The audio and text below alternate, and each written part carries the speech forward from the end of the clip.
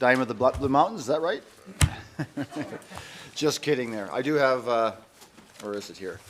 Our lunch was brought to you by the Nutty Baker, and that is a business that comes through the Business and Enterprise Center. So I think it's, if you see that again or have an opportunity, say it was a great lunch, and it's always good to support our local businesses for sure. Just before we start, where is Kevin? Kevin's coming.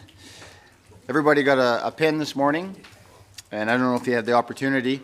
If you click it, and you click it again, it'll show your way. So it lights up. So anyway, just thought you needed to know that. Is that a local economic development company that made those? I don't know. I'll have to talk to Penny. It's probably the same one that everybody, I think it's local.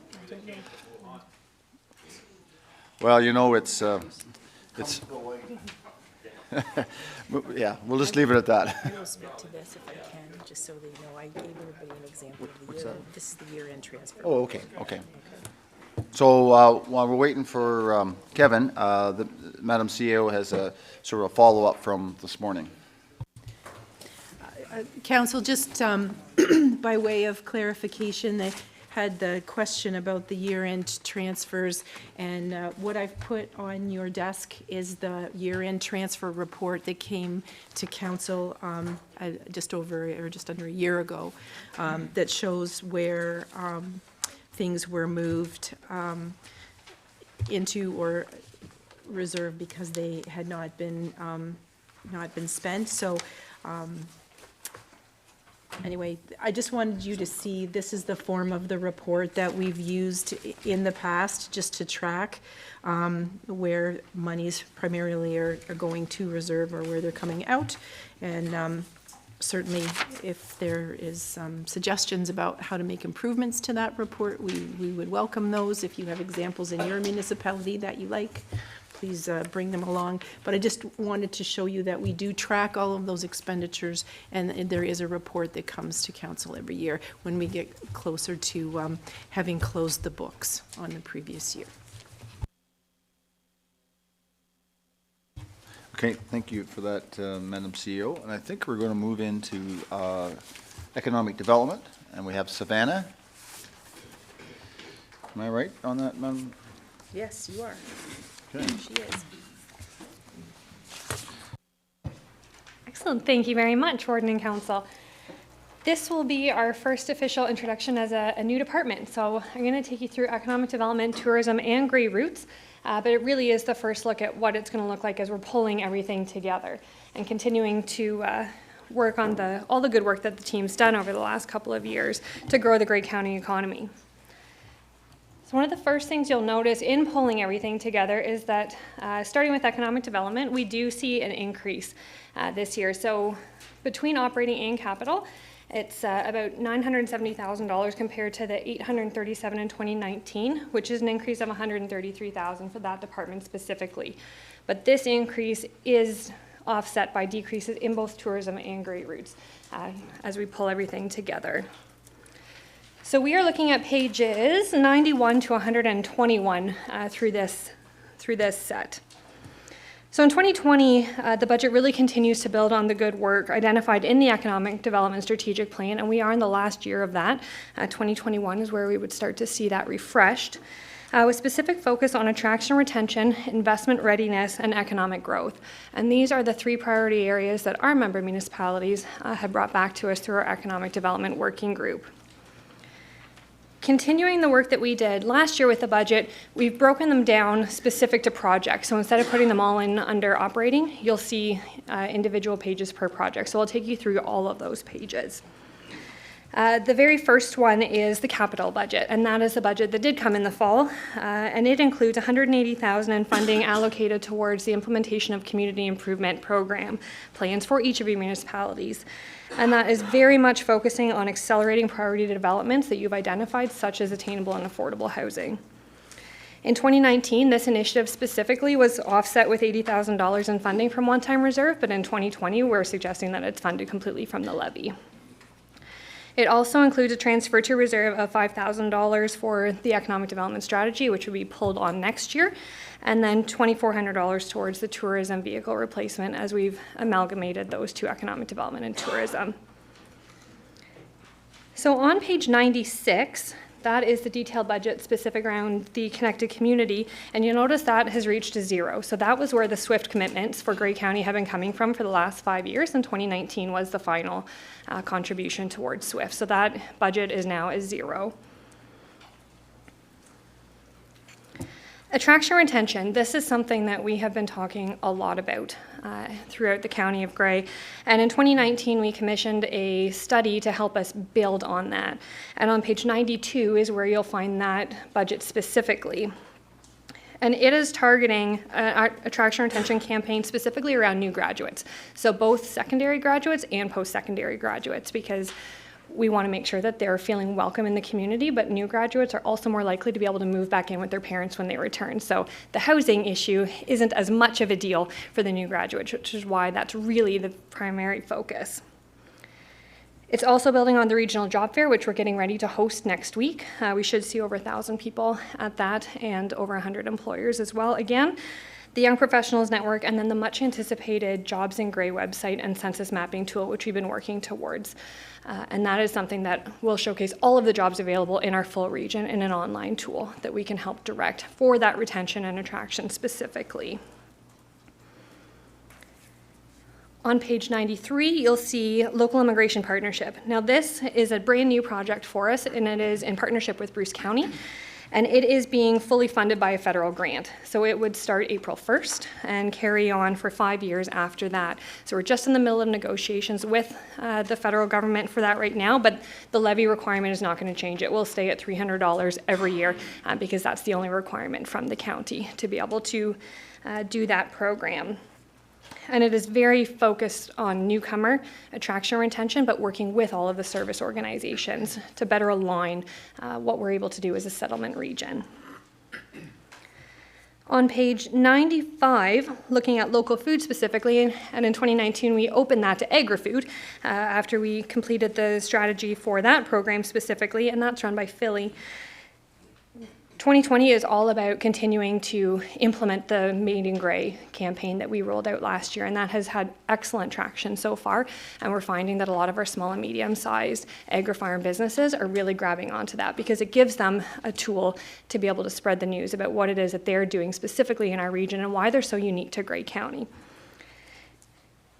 We'll also better align with the tourism efforts for 2020 through the Gather campaign, and that was a presentation that came in the fall from both Philly and Heather, so you'll see allocations of that specifically. And then as well as a new program, instead of doing Ag 4.0 every year, we're looking at an 18-month cycle, which allows us the opportunity this year to do an export readiness program. And that's something that has been requested by the business community, so those funds have been allocated there with an offset of revenue because that would be a ticket event, so it would be a break even.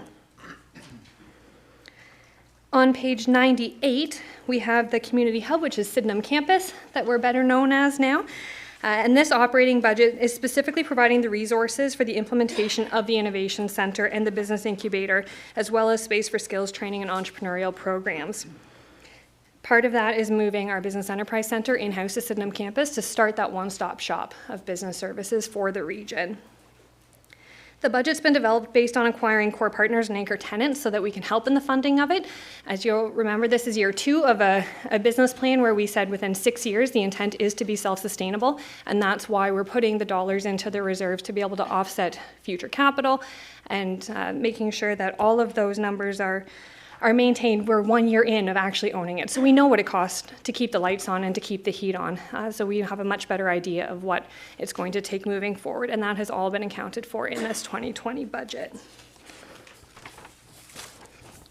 You'll notice that we did decrease the revenue expectations for 2020 just to be realistic, knowing that we aren't going to have a full building, but we are going to be well on our way. So things are progressing. We do have our first tenant in there, and we expect several more tenants to be moving in the first quarter of this year. So things are moving in the right direction.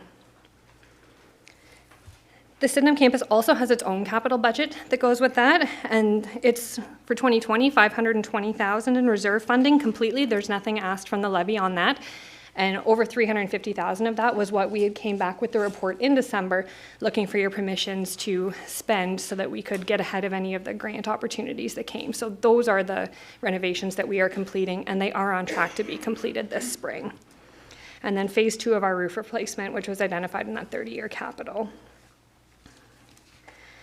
As well, on page 98 for the community hub, the remaining of the donations is being budgeted for 2020. So there's about $18,000 left in donated money from the private sector that will transfer from reserve in 2020 to cover the cost of starting up Catapult while they're delivering the program from Innovation Guelph. We now have that license, we have the program, and Jennifer will continue to deliver that in 2020. And all of that will be offset by those revenues from donations.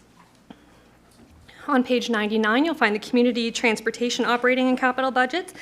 And these are as presented as council and as per the grant requirements. So this is not taking into account any of the future reports that are coming back or any of the possibilities that Stephanie shared with you a couple meetings ago. This is purely based what the grant requires that has been included in the budget until we have further direction from council. So it is fully provincially funded. On page 100, you'll find the summary for the Business Enterprise Center, the operating budgets. And this reflects an administrative funding reduction from the province. We lost about $45,000 in administrative funding and another $10,000 in grants when we signed the contract with them for the 3-year period. At the same time, we're seeing a major growth. We've seen about a 30% growth in their services from last year to this year. I can see that's going to click off on me. There we go. So this is maintaining the service levels that we agreed with the province that we would deliver through that 3-year agreement. And that is where it comes back in terms of the consultations. We had over 147 consultations last year, so that's a minimum of a 1-hour consultation, plus another 647 business inquiries. That is a tremendous growth for 2 staff to be taking on for small and medium-sized enterprises, and they are serving the entire region. And the referrals also continues to increase. So this is really good news for us. We're seeing a ton of opportunity here, and our staff are working very hard. So I just want to recognize what they've been able to do with a declining budget from the province, but our commitment to stand behind that. That is our economic development in a nutshell. That was a lot to throw at you very quickly. Do you have any questions specifically about economic development before I move into tourism? Councillor Robinson. Thank you very much, Savannah. And this is really impressive and the first budget out of the gate for the new department. So I'm very excited for you, for the staff in Grey County in general about this.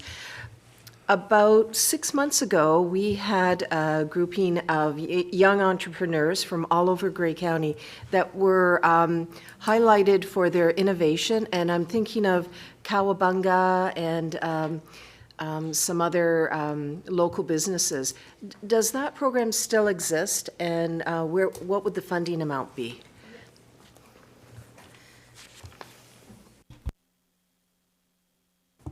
There we go. Sorry, I will get used to this microphone. That would be through the Youth Starter Company and Summer Company Plus programs. So those are the granting programs that the ministry does provide, which requires a lot of the workshops that we're delivering is specific to those startup programs, but we open it up to anybody because we don't want only those who are going to be funded to be able to have the training. So we do offer it to everybody, but it is very specifically those 2 programs, and they are going to continue for the next 2 years as far as we know. So we're in year 2, 3 of the budget.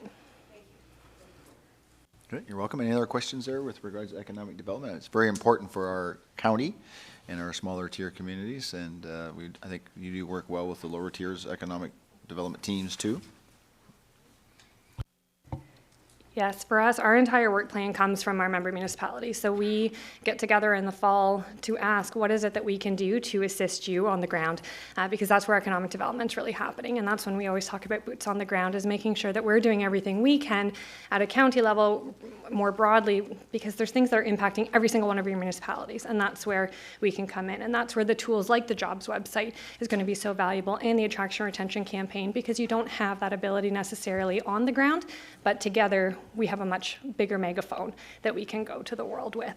So we do thank you very much. It's been a great experience in economic development for sure. Councillor Thomas, did you have a comment? No, I thought I saw your hand there.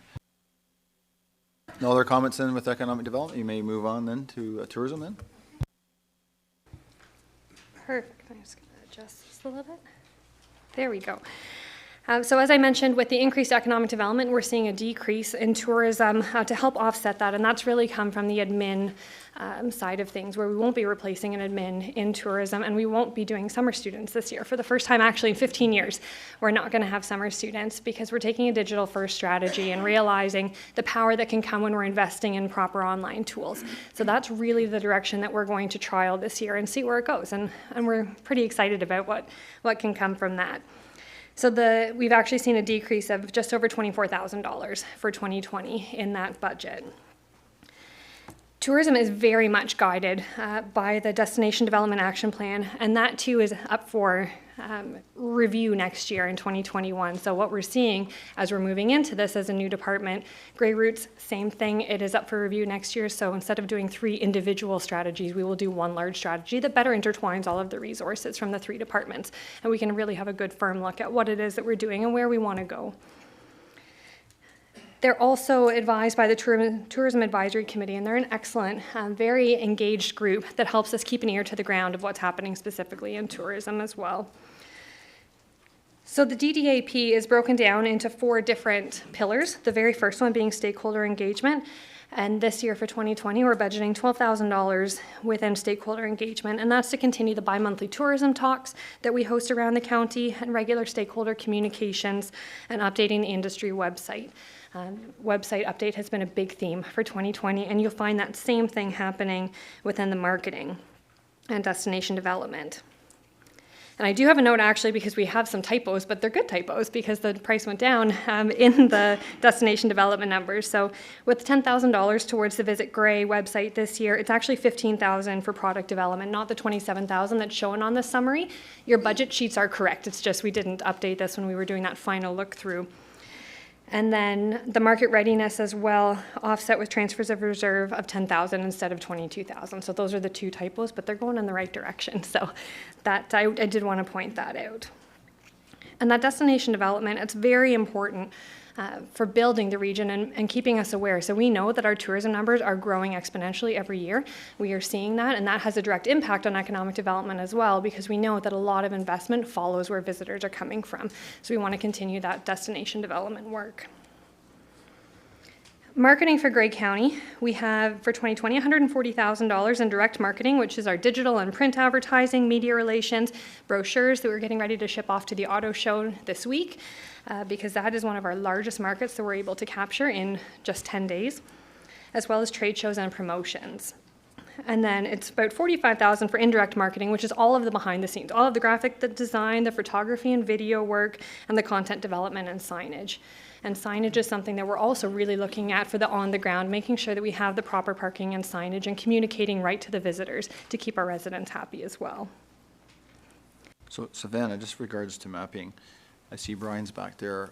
We had our hospitality suite at the Roma conference, and there were quite a few representatives from Bruce County that want back in on the map. So as you're quite aware, it was Grey Bruce mapping, and they were by it, and I had a map there, and there's no Bruce County there.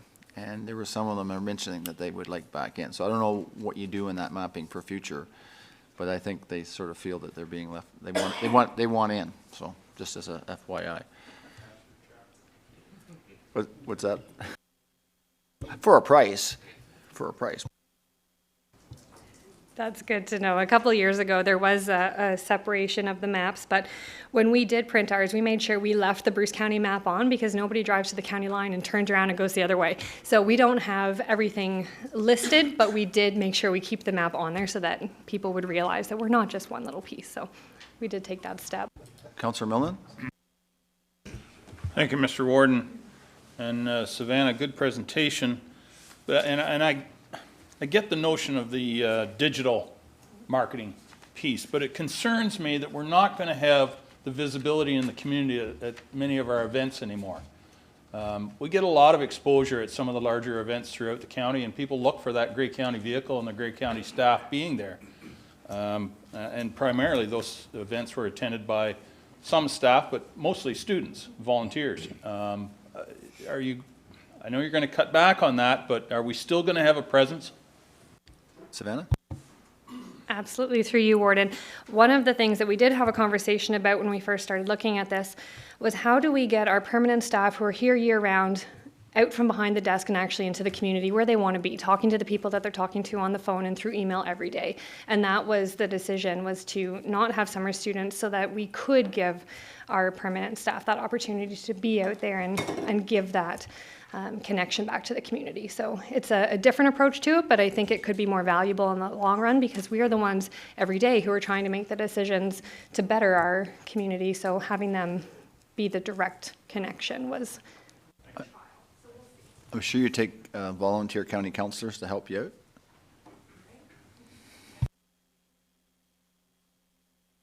Councillor Keaveney. Thank you, Mr. Warden, and again, appreciation to you, Savannah, for your presentation and all that you're doing. I'm just wondering in relation to marketing, if there's any discussion or approach at all to an international outreach, or is that accomplished through the digital technology, or sort of what is the broad strokes? Are you focusing within Ontario or across the country or into the US, or where would be sort of your target markets? That is a great question, and I think at this point, we're really looking at where we go with that, because with economic development, we've really looked internationally, and tourism has certainly been looking internationally, and a lot of, I believe Brian Tayo is very focused in the United States and on all of those key markets, because that's where we're truly pulling people from, is the United States and within Canada domestically. So that's where most of the marketing focus has been before, but by combining those economic development and tourism focuses, we see a lot of a broader scale coming down the road. Councillor Hicks and Deputy Mayor, or Deputy Warden, sorry. Thank you, Mr. Warden. I hate to belabor the issue on the students, but I'm with Councillor Desai. I think given the competitiveness in the field for municipalities, and we've had some very good success at recruiting what turned out to be full-time staff. In fact, we have a lawyer on staff right now who came through summer experience. I just think maybe, I get where you're going, and maybe I'm just being resistant to change, and that's sort of normal. But the summer student experience might be a great opportunity for young people to keep Grey County on their radar. I know that last year, at least one of the students was shared between departments. Would there be perhaps any opportunity for a senior management team to perhaps think about maybe even having one student still, but shared perhaps between communications? Maybe they can do a little bit of outreach. I know they are especially good at the social media stuff. I just think it would be a lost opportunity. Savannah? Absolutely, and I'm glad that you mentioned the shared position with communications, and that's actually something we are going to be doing this year again, but with Grey Roots instead, because there's a little bit more alignment there between Katrina's role and Rob's role in communications, and being able to have a student that hasn't existed in that capacity before. So we're reorganizing a little bit. We still have, I believe our number is 9 summer students at Grey Roots. I will confirm that, but it's either 7 or 9 students that we do have there, and looking at how do we better share their capacity as well. So we're not getting out of the game of summer students, absolutely not, because you're right, that is a good transition into the role, just looking at how we better allocate them. Am I wondering if that's one of the things you're going to add to the list at the end of the day? I'm asking. We have a list, yes. Okay. All right. Carry on, Savannah, then. Perfect. And continuing with the marketing of Grey County, really focusing on that digital first strategy and introducing of the Gather campaign, and that is that shared commitment between economic development and tourism. A lot of boots on the ground rollout with that, and continuing with the Made in Grey, but bringing that agri-food focus so that we're driving business and driving spending as well, instead of just coming here to enjoy our natural beauty. Enjoy that too, but also spend some money while you're in the region, because we've got excellent things that you can indulge in. Looking at market research and tracking, Grey County is going to leverage the $10,000 budget for data license with a $5,000 transfer from reserve as well as additional funding from regional partners to help us better understand the visitors that are coming to the region. And this is something that has been a work in progress over the last couple of years, and there used to be a full page budget that was allocated just to this. But instead of hiring another staff person and instead of looking at a full-scale project, we thought, why not bring the partners together, find a consultant who can do the work for us, and staff can take on the rest that we already have here. So Brian will be taking on a big portion of that market research in the second half of the year, because we do have the ability, with some of the restructuring that we're doing now, to better utilize the resources that we have in-house. So that will happen in Q2 of this year and moving on right to the end of the year. In terms of capital budget, 2 items there, $7,100 being transferred to reserve for the destination development plan, which will be removed next year in 2021 to complete that, and then a $4,900 transfer to reserve for the vehicle replacement, as we know that we're building towards that, so it's now shared with economic development. And that's tourism, if there's any questions specific. Okay, Savannah, yeah, Councillor Sampson. Yeah, thank you, Warden. If I take a look at 218 and 219 actuals and then compare that to your budget on the operating side, Warden, that would be page 102, I think, is a roll-up for your operating, if I'm reading it correctly.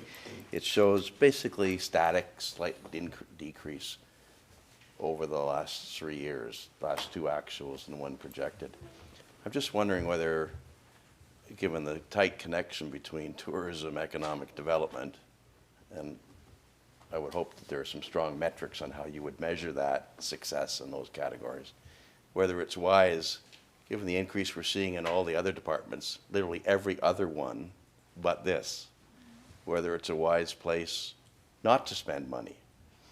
And I would argue it's a wise place to spend additional money, because it's driving a significant amount of economic development and economic activity in the county generally. This is a 3-year budget effectively showing flat. There is no other department being presented here that's doing the same that I could read. What do you think, Savannah? Well, that's always nice, of course, but I think by looking at these 3 departments together, that's part of what it would have been an increase if we would have gone with the original plan, but trying to pull economic development and tourism and great routes closer is giving us those needed resources between the departments itself. So we now, we have expertise right across 3 different areas that have never really come together in the way that they are this year, so we're sharing those resources. Instead of you seeing increases across all 3 departments, we try to better utilize that and put an increase to 1, but that doesn't mean that tourism is going to suffer by any means. They will have the resources that they need to be able to do the work plan that we have based on the resources that we have and the knowledge that we have in-house. So we're getting a little bit more creative with how we're delivering. Okay, good question. I think we always need to reinvest in economic development and tourism, I would say. Any other questions out there? A couple questions. RTO 7, what's happening there with funding and stuff like that? Absolutely. We just heard back from RTO 7 on one of the projects that we talked to them about early in the new year, and that's taking a $3,000 budget that's in the local food budget but very connected to tourism for the Gather campaign, and we leveraged it to $9,000. So we just did that in the last couple of weeks to do more of the video and creative campaigns around that. So that is kind of the first step. I know Brian's working on another application right now for part of this data that's leveraging the funds that we do have to grow that out. It'll be about a $32,000 project when it's all said and done, 16,000 of it coming from our different budgets. So that application is in process right now to work with them. So we do work very closely. Okay, that's great to know. And then a few weeks back at the Grace Elbow Conservation Authority annual meeting, Brian and Heather did a great presentation on drilling down in the stats with cell phones and all different things. And I think that would be great at some time if you could bring that presentation back to here, because it's really interesting that from the data you can collect today, and you can start to figure out what people are doing and who's doing what and all that kind of stuff. So I was quite impressed with that, Brian, and I would suggest if we can bring that back at a quiet day when there's not much on the agenda maybe, and but it is interesting. So I guess I know what you call that. There's a name for it, right? There's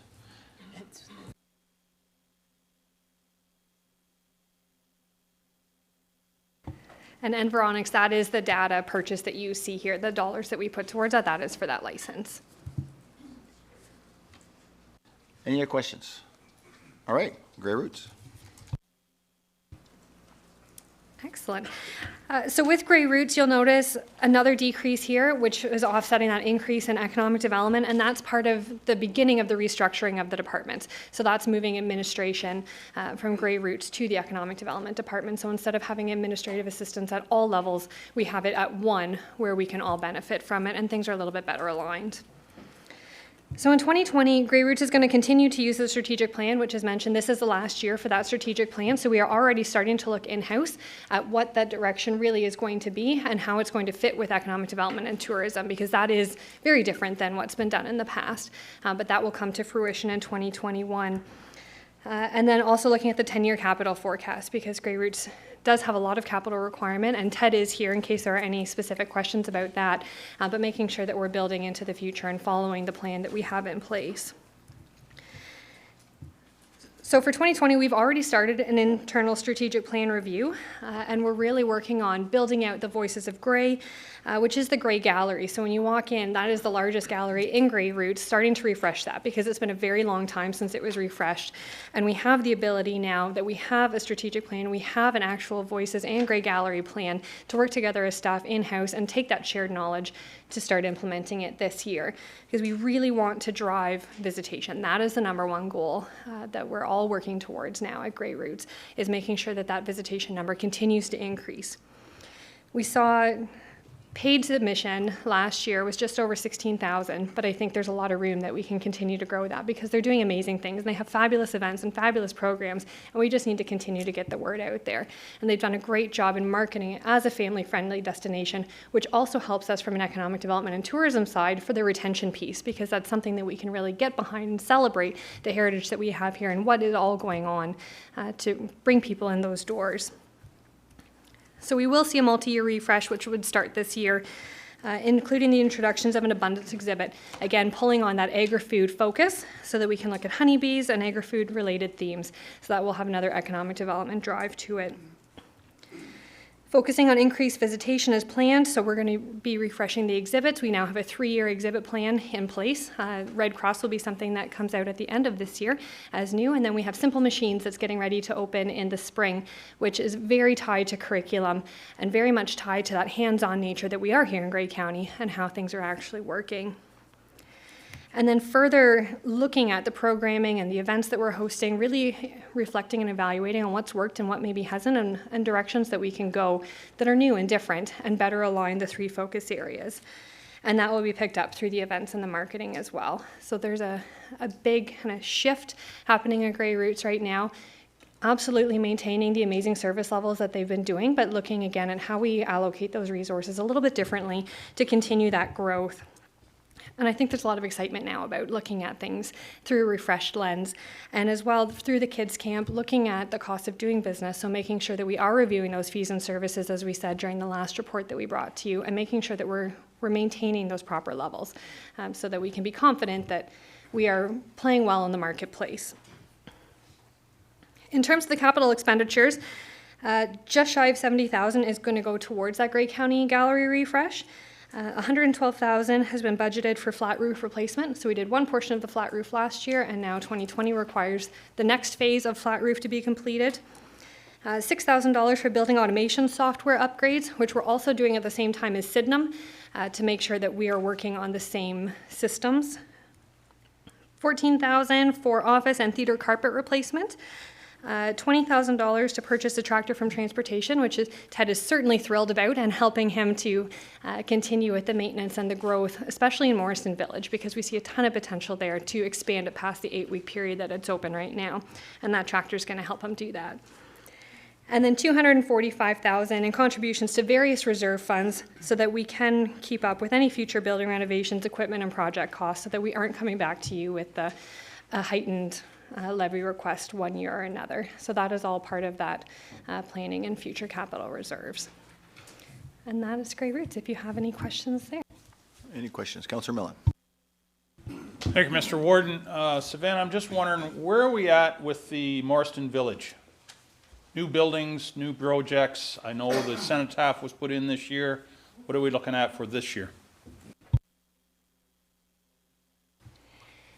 For 2020, we're not looking at any new builds. We will put a sign up to tell you that the general store is planned for 2021. So we do intend actually in April to bring a delegation of the Friends of Morriston to council so that they can introduce you to that concept. Staff are already starting to look at what that's going to look like. But we thought with 2020 and the adjustments that are happening right now administratively, it just didn't make sense to put on a brand new build while we're in the middle of that. Plus 2021 is when next door is to start. So if there might be some ability to leverage that construction happening at both locations at the same time. So 2021 is build for the general store. That is the goal. And that will be through reserve because those are dollars that have been put away for that. And a little bit of a fundraising campaign that will kick off when the friends do come and see you in April. Good question. To you, Savannah, I think we have a great asset there. And I think it's certainly worth mentioning that we have a great staff and volunteers. Where do we recognize those volunteers? Because when we have events there, people go out of their way to dress the part, serve the history of each part of that. Where do we recognize those people as county itself? That's a great question. I was just reading Stephanie's volunteer report from last year, and it was really exciting. They are over 80% volunteer capacity now. So 80% of the time, all of those shifts are being filled, which is phenomenal. The hours that is something that we'll make sure that we share with you so that you can see that. And there is volunteer recognition that happens at the staff level. But one of the things that did come out through that was the volunteers were saying, if we can bring council and we can bring staff to see us while we're doing our thing and while we're in our role, when they're most proud and they're dressed up and they've got that role happening, that's where the real value for them is, and that you can see them in the midst of their glory. So that is something that we would like to be able to coordinate with council to bring you there while Morriston is open. And so you can experience that because they are a phenomenal group. We cannot do Grey Roots without them. We would not have Morriston. I think it would be nice to have something that they didn't quite know that was going to happen, and we surprise them by showing up and showing our gratitude. I just wonder if you can plan something like that. I think it's important for what they do out there, and it's a great asset, and just to be thanked goes a long way. Councillor Hicks, Deputy Warden. Thank you, Mr. Warden. I'm referencing the $112,000 for the flat roof. And I'm looking over to Councillor Burley with what we learned from this. No, we know you would get it right. And frankly, flat roofs should, well, I see the coughing over there now. Be respectful. Flat roofs, frankly, probably should be banned. But I'm just wondering, are we using the same contractor, thereby eliminating the wiggle room in warranty coverage? Ted, oh, there we go. Ted is here to answer that specifically.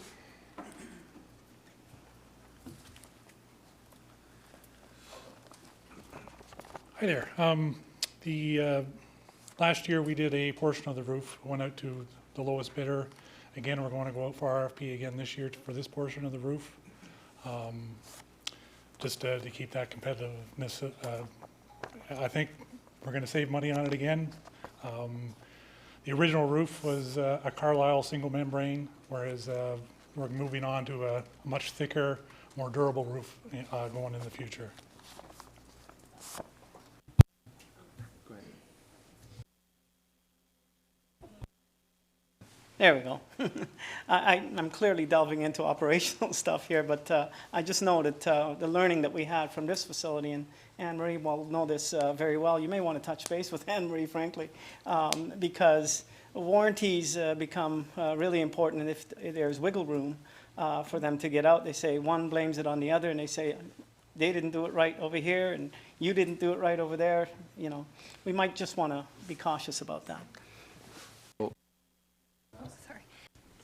Oops, sorry. We do work with Garland to make sure that we are covered. So we did that with Sydenham. We're doing the same thing with Grey Roots, and they have been fabulous to work with. So we do have a little bit more confidence in that process because we do know roofs can be scary, but we've got good trust in them. One time we had a bridge crew, maybe we should have a flat roof crew, right? Because we have a lot of flat roofs. I agree with you about banning flat roofs, but are there any other questions with regards to grade routes? All right, we'll keep up the good work and, yeah. All right. Kevin, come on back. Introduce our next speaker.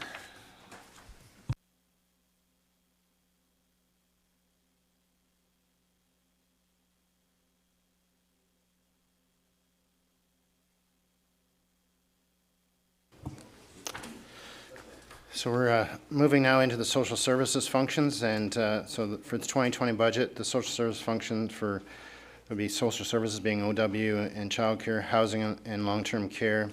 Includes a net requirement total of operating capital of just $17,800,000 compared to $17 million last year, or an increase of almost $800,000. So the first budget component underneath that will be Barb Fetty speaking to Ontario Works and Childcare.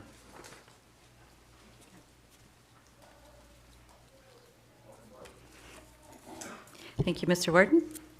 Good afternoon, County Council. I'm going to speak to you today with regard to OW and childcare, and if you want to have questions along the way, I'm good with that, or when I'm finished, I'm also good with that. So the 2020 Social Services Department budget includes a net department requirement of just over $3,500,000 compared to the $3,657,000. So that's a decrease, and that's even in consideration of the cost of living that we've experienced over the last couple of years with wages, rent, and salaries. That's a decrease of 3.68%. So we're going to talk a little bit about that. For social assistance budget, which is page 138 of the detailed budget page, the social assistance budget page has a requirement of an additional $92,000, or sorry, it has a requirement of $92,600, and that's a decrease. You'll see that as well. So there's a bit of a theme here. The 2020 budget's based on our average caseload of 1,301 cases, and that it does include a 3% caseload increase over 2019. These are really hard for us to predict. We have a number of factors in our communities that influence our caseload, and they include the services that we provide in Grey County. They include housing available and affordable and attainable housing options. It includes our labor market. So there's quite a factor of what influences our caseload. So we're estimating a 3% growth. We've built that into our caseload. And then, but we do not have a rate increase. We have had a rate increase in the past. We've been advised there isn't a rate increase. So at this point, we did not factor one in. So the monthly entitlements are static. We have non-shareable expenditures, and those include our denture reimbursements and funerals for our non-social assistance recipients. Was there any questions about that particular budget? Or just keep going? Okay, I'll keep going. Administration. So within this budget, it requires $1,328,600. So that's for our operating and capital. That's compared to $1,486,000. And so we are having a decrease there of $157,000. And this results from us having to work within the actuals of 2018. Within the 19 budget deliberation process, we were advised we had to stick to our actuals, expenditures. And so again, in 2020, we've been told the same thing. And going back to my earlier statement about cost of living increases, rent increases, salary increases, we've had to build that in as well. So it's been a bit of a tricky endeavor, but we're working hard at it. You'll see that we've reorganized and eliminated 3 positions within the social assistance world. That's not easy either, but we're using digital technology to help us, and we're refining some of our processes. Let's see. We do have a cost of living adjustment. You've heard that earlier in other budgets for our staff, union and non-union, at 1.62%. And then our capital expenditures within social services include the laptops, desktops, monitors, and whatnot. With regard to the employment assistance, that's on page 142 of the detailed budget page, if you're looking for that. This employment assistance helps us to support our clients to help them to be job ready, or at least right now for some life stabilization. And we are spending $39,000 more, and that's because of our reduced funding that I spoke to. We are working towards some specific programs, recognizing that this is a year of transformation. I'm not sure if I mentioned it to folks here, but employment services is being transformed this year, and that will impact us. So I'll be back talking to you more about that as I get more details. But we will be seeing some changes there, and what we will be doing with our program and the clients that we work with will be more focused on life stabilization. Still lots of programming, still referrals, still a lot of supports in place, but it will enable the level prior to being job ready. We know there's a lot of work to help people be job ready, and that's the life stabilization component. I'm going to be moving into childcare at this point. I didn't know if there was any specific question or anything that someone had wanted to ask about Ontario Works. No? Okay, thank you. So this would be page 143 and 144 of the budget detail. And so this is licensed home childcare. Just speaking to a decrease of over $37,000 there that we're allocating. And we have had a number of decreases in a number of houses that are providing childcare. Oh, I'm not moving this ahead, am I? Sorry.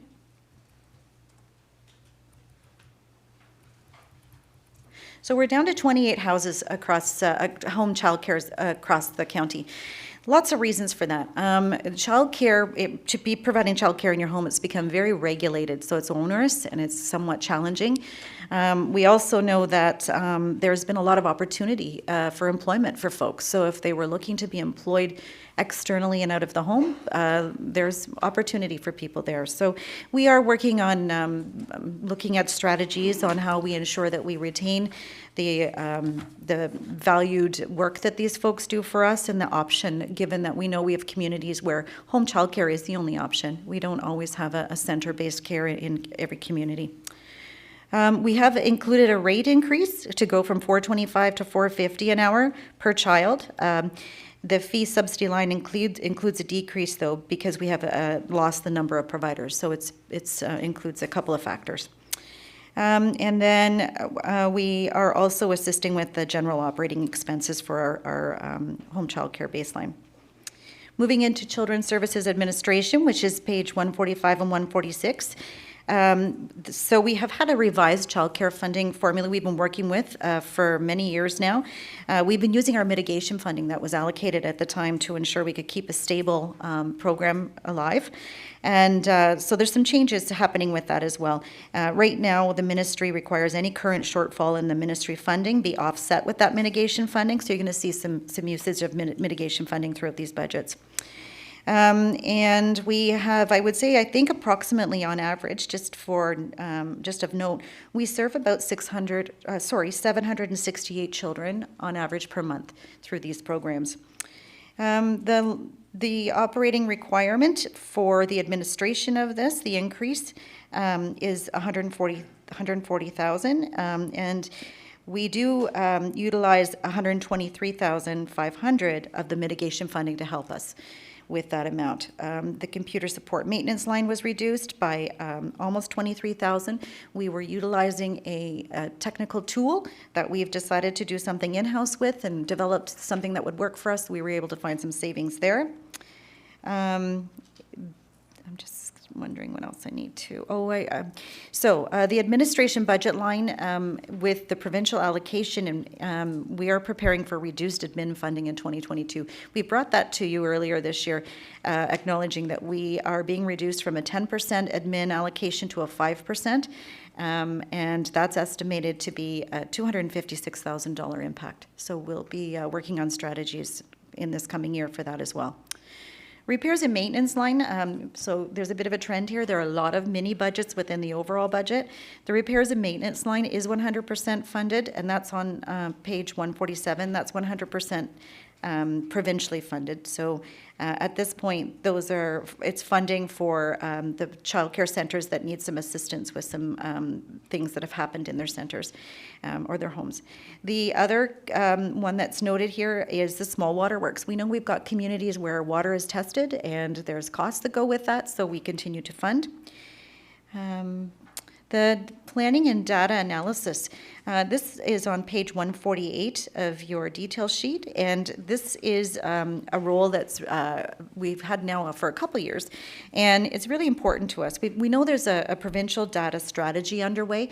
We also know that without having detail and a baseline, some data for us to be able to measure against, we need that in place so we can measure our outcomes and know what we're achieving. So the good news for us is that our data analyst is working closely with other departments in the County of Grey, particularly the Planning Department and Economic Development. So there's a lot of cross reference to various work that's going on, and it keeps us closer connected as well. So part of those wages are allocated within the early on budget, which is next. And the early ons, okay. So we have an operating requirement of almost $129,000, which is less than the $137,000 in 2019. So the budget supports services and programs for children that are 6 and under and contains municipal funding due to insufficient provincial funding. So again, we have to commit some funding there. Next budget is Indigenous-led operating. It used to be known as the Journey Together funding. And this is an operating budget. It's 100% provincial, but it allows for some cultural programming to be taken out into community to the various child care centers, and as well as served, cultural programming is served at Mowikwadong Friendship Center. Councillor Cash, you had a question? My question is with regards to the early on line item.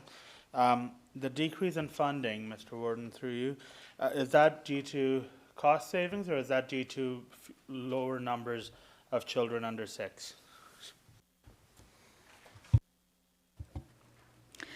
Thank you for the question. Through you, Mr. Warden. The decrease in funding is simply an increase in cost. So we have to add additional costs to it. Councillor Desai?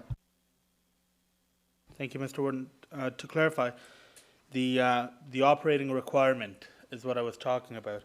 It's, yeah.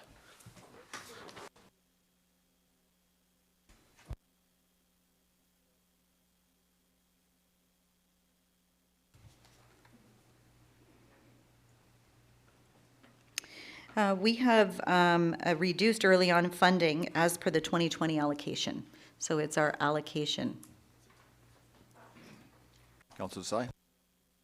Thank you, Mr. Warden. So, if I'm reading this correctly, the 2020 early on budget includes a net departmental operating requirement of $128,800 compared to $136,649, which is a decrease of $7,849 or $7,849.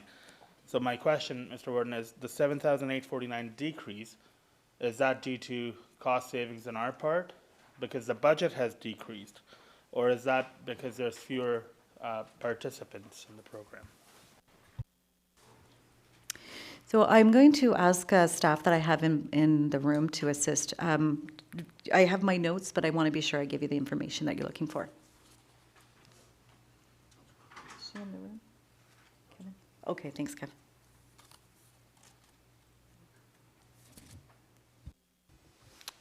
These are not the funding, it's reduction of costs. So one line item is insurance that has been reduced into the charged into this budget. Okay. Advertising is another thing we've reduced in this budget as well. Okay. Councillor Desai?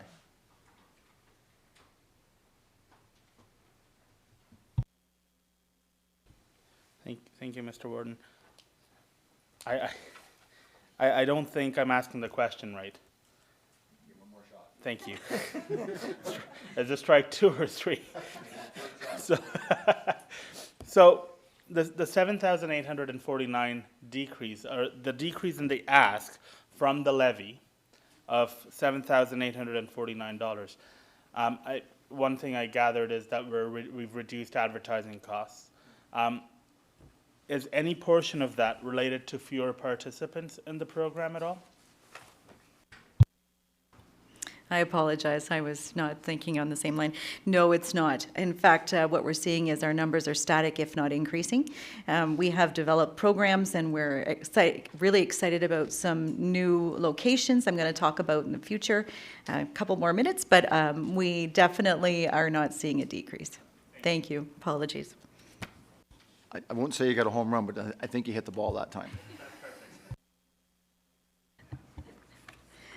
Okay, fee subsidy. So the fee subsidy line, it contains childcare fee subsidy for nonprofit and for-profit operators, and Ontario Works formal and informal childcare. So the fee subsidy line supports families that aren't able to pay their entire costs, and we flow funds for that. The budget includes a departmental operating requirement of $437,000, which is up from the $402,000 in 2019, and that's based on the 2019 year-end projected costs. So in order to meet contractual service targets set by our ministry, it's anticipated that all childcare operator fee subsidy will be funded through this budget in 2020 instead of expansion in ELCC budgets. We have $450,000 in mitigation funding being used to help offset the funding shortfall. Capacity building and play-based materials, again, another small line within the budget, but it's 100% provincially funded, and we do not have a municipal contribution. Play-based, these dollars remain as budgeted in 2019 to fund materials and equipment. And then we're into the general operating grant, which is page 155 of the detailed budget sheets. The operating grant is 100% provincially funded, and this budget contains funding provided to assist the operators, our childcare operators, with costs such as wages, occupancy costs, utilities, supplies, and maintenance. And this one certainly is a tricky one to manage as well. It's 100% provincial, but we have a number of childcares, all of our childcares that are working with us require the support and assistance of this program. Special needs resourcing. I've been speaking about this recently to you.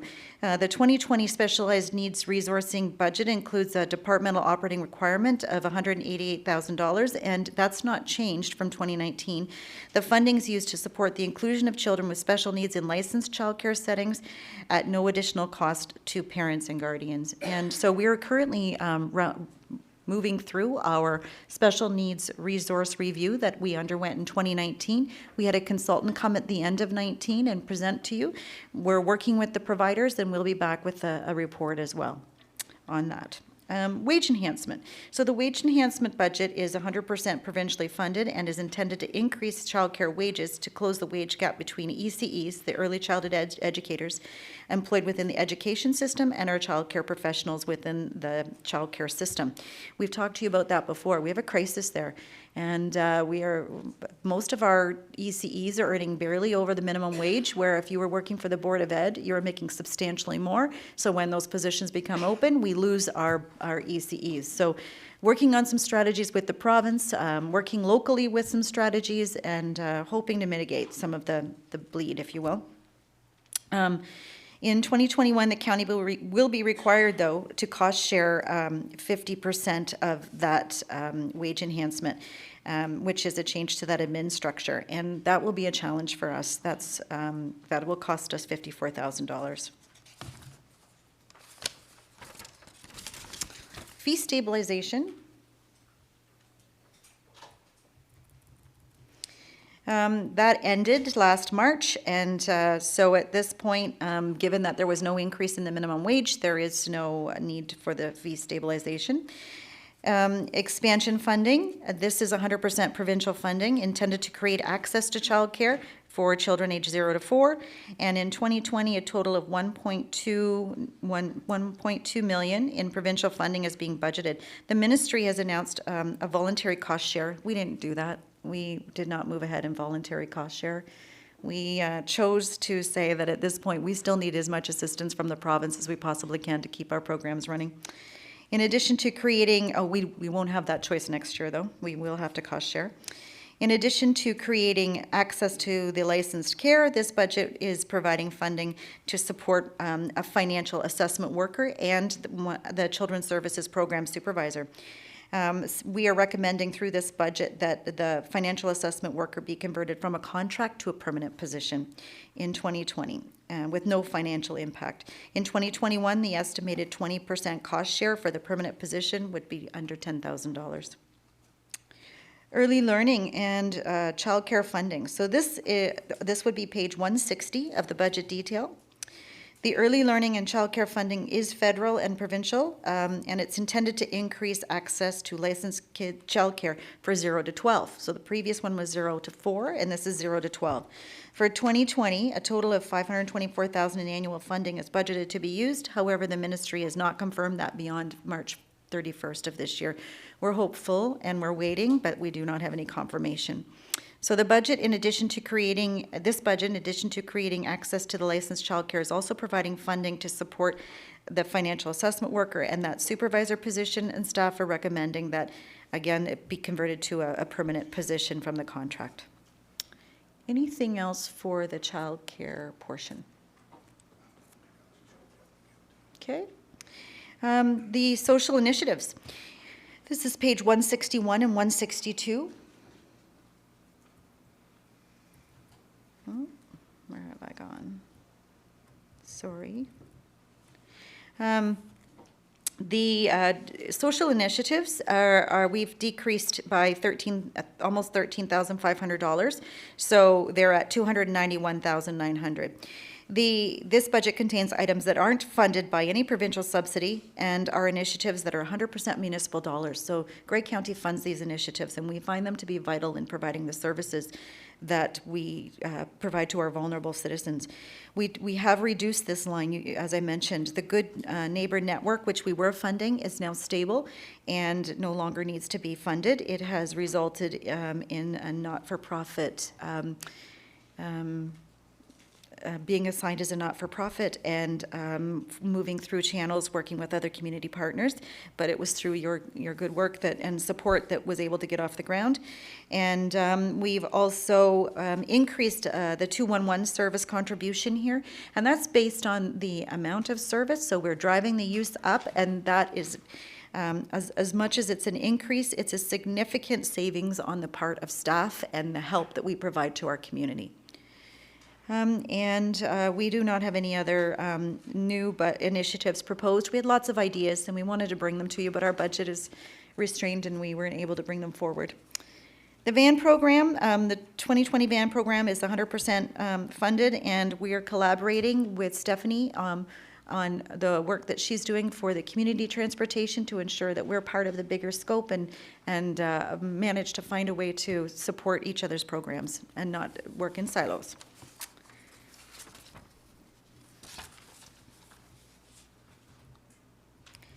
Capital. As mentioned earlier, our capital includes laptop, desktop, and monitor replacements. The Children's Services that's in Ontario Works, and for Children's Services, the budget has a requirement of almost $45,000, and that is a slight increase of $450 over last year.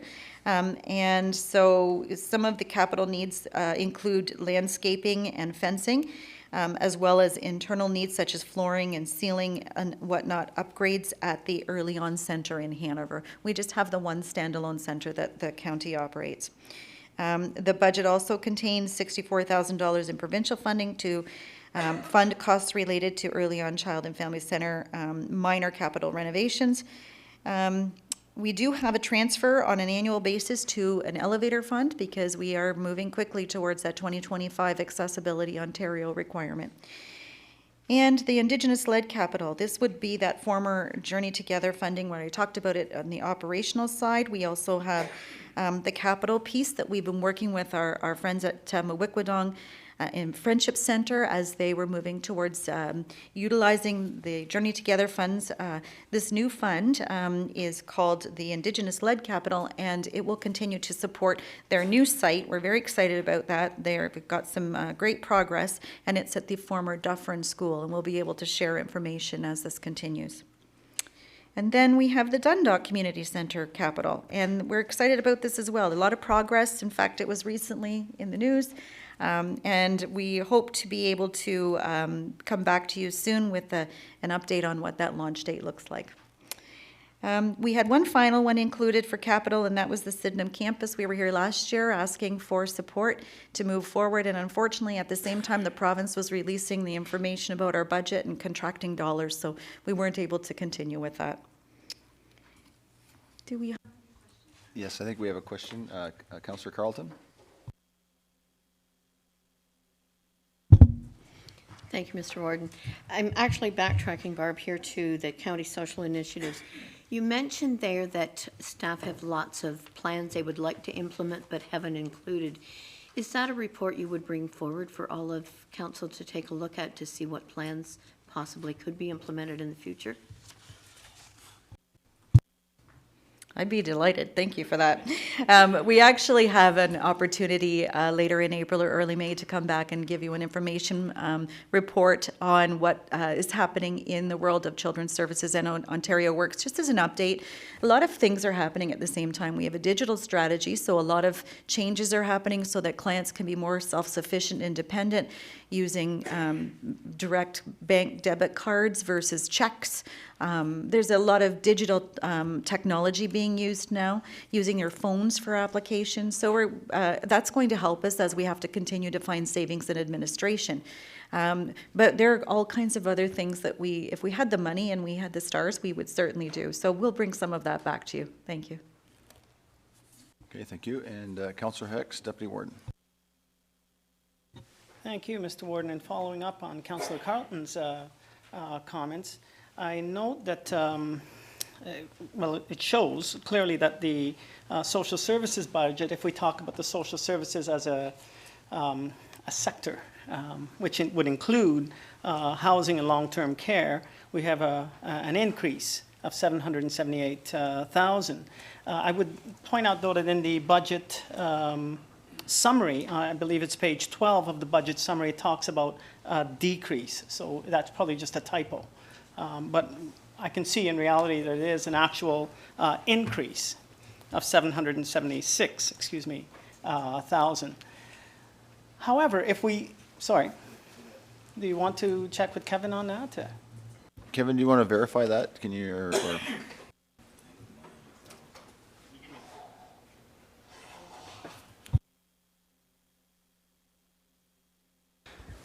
Can you reference the page numbers for me again, sorry?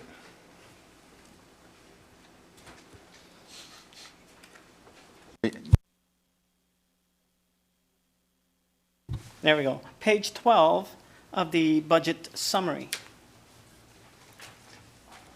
talks about a budget decrease,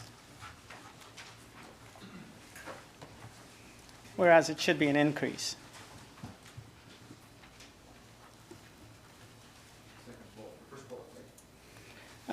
Let me find it. I just wrote it in my notes. Absolutely, first bullet, yes, page 12. Thank you. Okay, if I may follow up though, Mr. Warden, but if we took out social services from social services, so keep in mind that it talks about social services but includes housing and long-term care. But if we truly talked about social services, which we just heard a presentation about, we see a decrease of 134,000.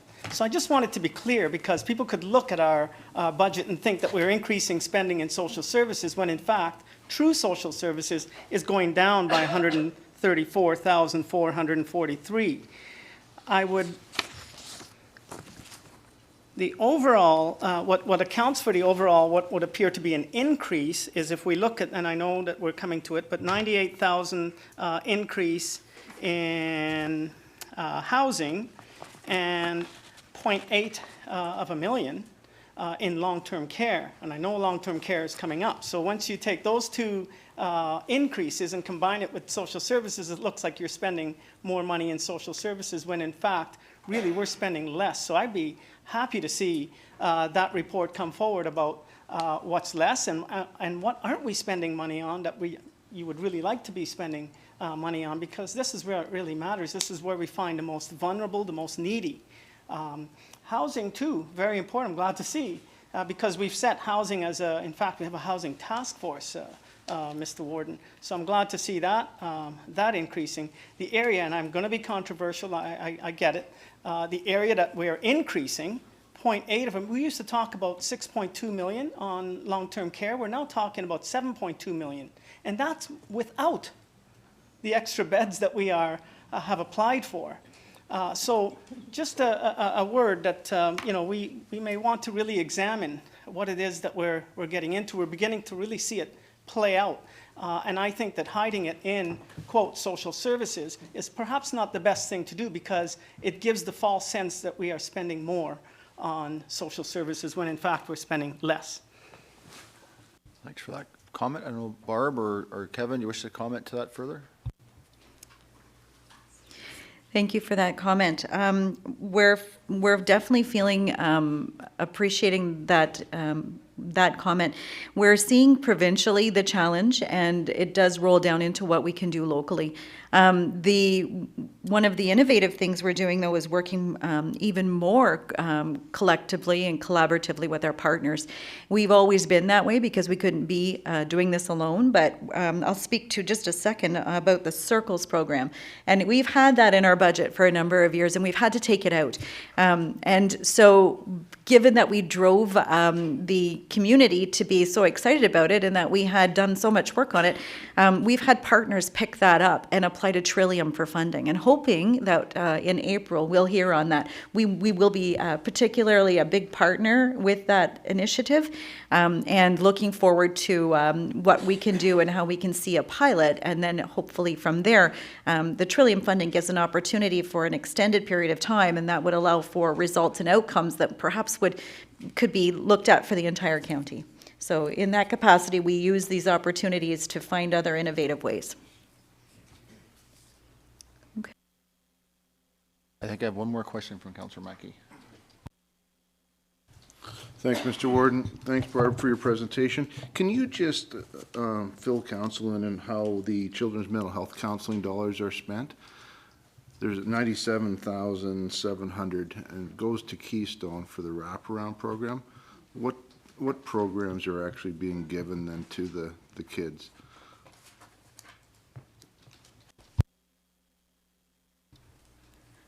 Thank you. So we do engage with our partners, as I said earlier, and Keystone is one of our valued partners. They're providing staff to provide mental health counseling in our childcare centers. We were out in the schools. I can't say for sure. I don't know exactly what the current model looks like. We are working forward on that special needs resource piece, and we have a couple service providers, and Keystone is one of those. So part of what we're looking at is how are we doing those business pieces and what is it we're doing? I'll maybe just turn to the acting manager and ask if she has anything she'd like to add to that to provide you some background. Thank you, Chair. Thank you. Good afternoon. So right now, our Keystone program is working within the child care centers with a focus on the school-age children who tend to receive supports during the school day and may not receive those in the before and after school programs to ensure there's continuity of service for them. As well, we are working as part of our special needs review to ensure that all the child care programs in Grey County are receiving supports for all age groups to ensure that mental health piece is addressed. Any other questions then for social services? What is the number of employees? We have approximately 57. And when I say approximately, we have a couple of retirees pending. We have different movement within our scope of the work that we do. Some folks are qualified for both Children's Services and Ontario Works jobs. So when one contract might come up, they're flipping over into that one. So I would say on average, it's 57 staff. Okay? Thank you. I guess that's it. Thank you. I think it's after lunch, everybody's a little quiet, and then they finally woke up, so. So, Anne Marie?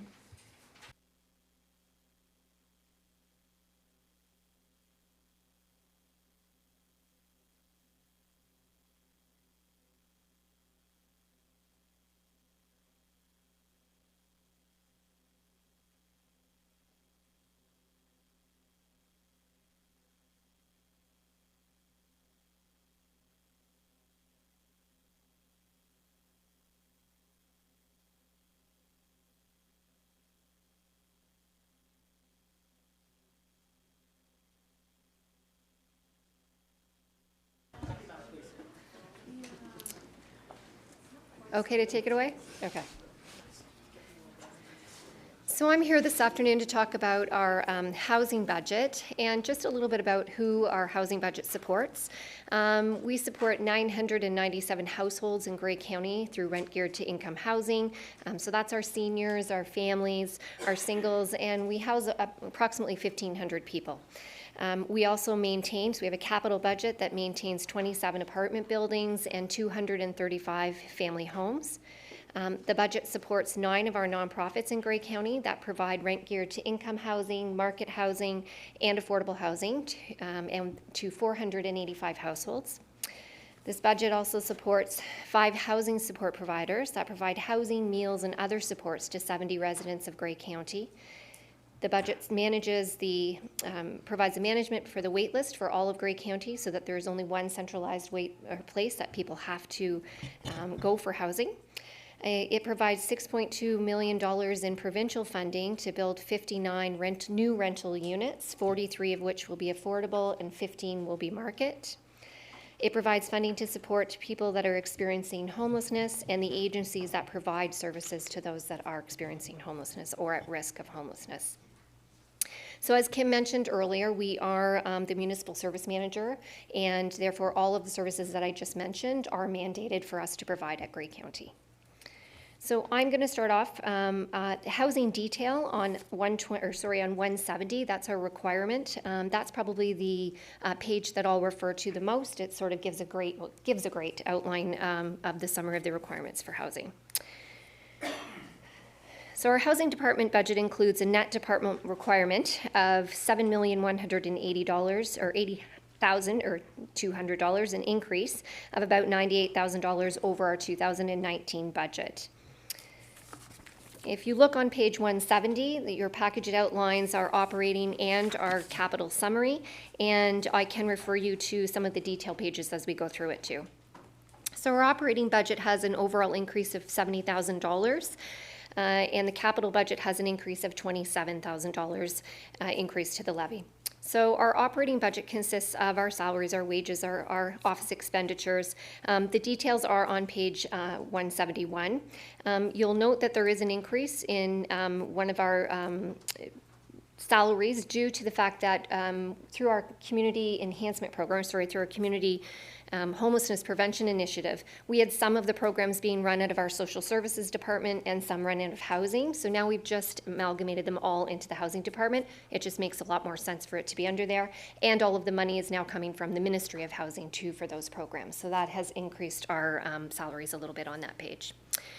Housing is also looking at certain maintenance tasks and bringing them in-house. We've had a lack of contractors and painters, and again, looking at trying to find some of our skilled labor and some of our labor in the area has been a little bit of a challenge. So it has been holding up our turnover of our units, and not as quickly and as easy for us to be able to get our maintenance needs that are needed too. So we're bringing in a painter and a carpenter in-house. The funding for these positions are just coming out of the painting line and the contracted services line, so it's not requiring any additional funds from the operating budget.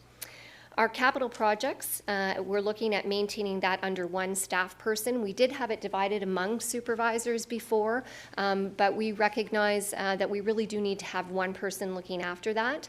And again, going back to that skilled position and having that right person in the right position to do that. So we are going to hire, so a supervisor position will be hired then we will have 2 supervisors that will be managing all of the operating functions of our 29 buildings across Grey County. So due to retirement, we were able to do some changes in our staffing complement, and we had some savings that we could put towards that supervisor position. So we will require an additional $40,000, and that has been added to our operating to assist with the remaining costs of that staff person.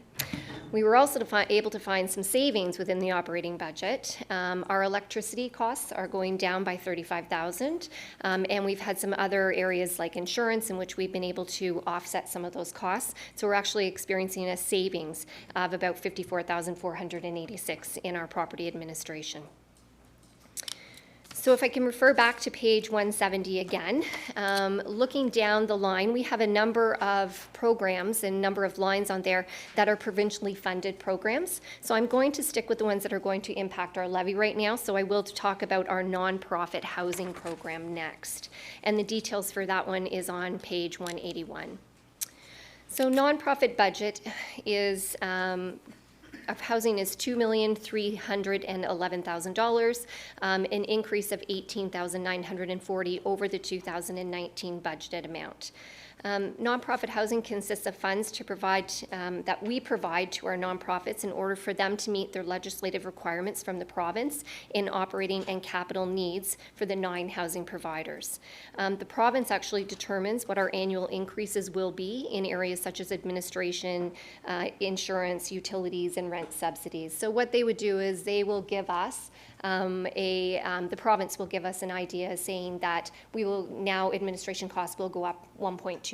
So then we would add that onto their budget. We also look at the subsidy that they're bringing in. So any of that rental money that they do bring in does get subtracted, well, what we projected gets subtracted from their budget. So it's a combination of our subsidy, the rental arrears, and that's the money that they have in order to provide operating and capital costs for their buildings. So I'm just going to do a few highlights from some of our provincially funded programs. You'll note that our Canada Ontario Community Housing Initiative and our Ontario Priorities Housing Initiative are going to provide that almost $6.2 million in funding to build the 59-unit apartment building. Our last line on the summary is also our Community Homelessness Prevention Initiative. We will be receiving $1,888,000 towards that initiative. It is an increase of about $71,800. That increase, all of that increase is going to go towards the per diems that we provide to our housing providers that provide supports to those 70 residents of Grey County that may need that little bit of extra support with daily living. The housing providers that provide 70 people in Grey County with 24-hour support housing, and that's over 25,000 nights of housing that's provided for on our behalf.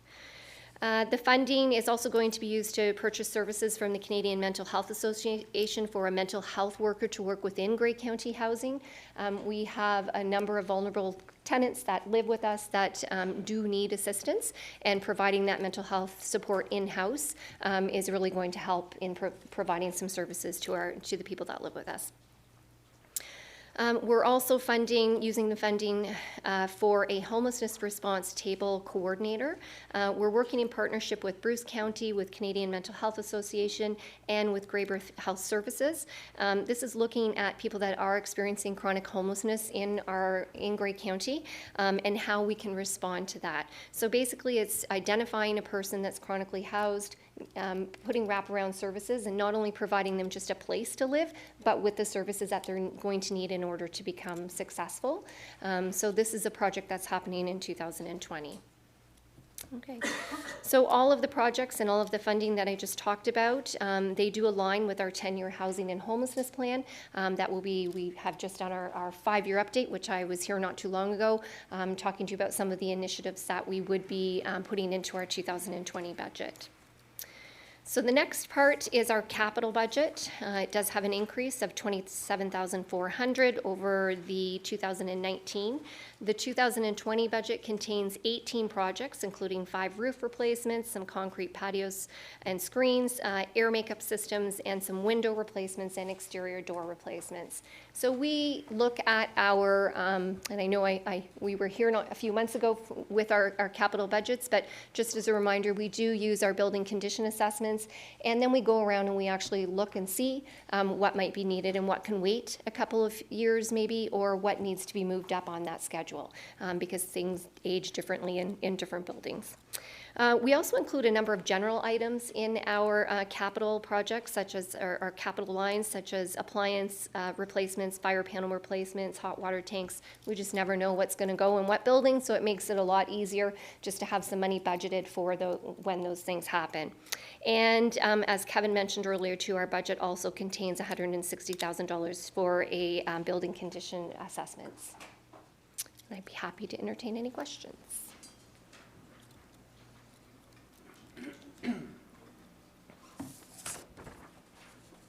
Thank you.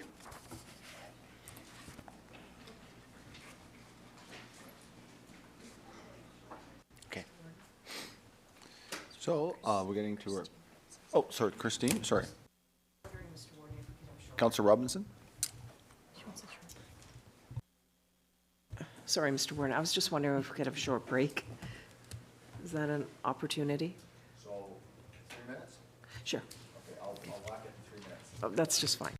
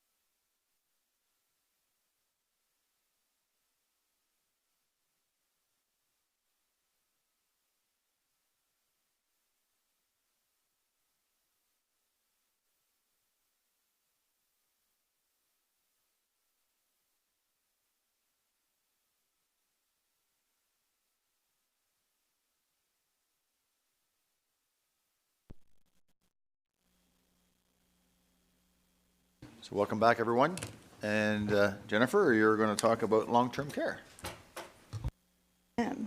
Oh. Thank you. And thank you, Mr. Warden, and thank you for the break. I appreciated it. Over the past number of years, we've seen just how important long-term care is to our communities, our citizens, our residents, our staff, and our council. It's our commitment to the community, and they count on us to do it well, to color it your way, which is to provide the right care at the right time, at the right place, and at the right cost, which is a cost that we can manage. This is how I would like to frame our discussion around this budget. This budget has been reviewed and recommended by the Long-Term Care Committee of Management, and I thank them for their time and assistance on December 10th. I'm going to take you through the detailed summary that starts on page 129, and the first number of items are detailed in the budget sheets ranging from page 189 to 220. So Grey County Long-Term Care is an operating and capital expenses of just over $32 million, with an overall net levy contribution of $7 million. This budget represents an increase of $813,000, which can be divided into two main themes: decreased provincial funding and an investment in resident care and leadership. $476,000 is directly related to a decrease in funding, and $346,000 is related to an investment in care through staffing, including the 3 new centralized leadership positions to support the move from an external partnership to an in-house solution. And I'll further break this down.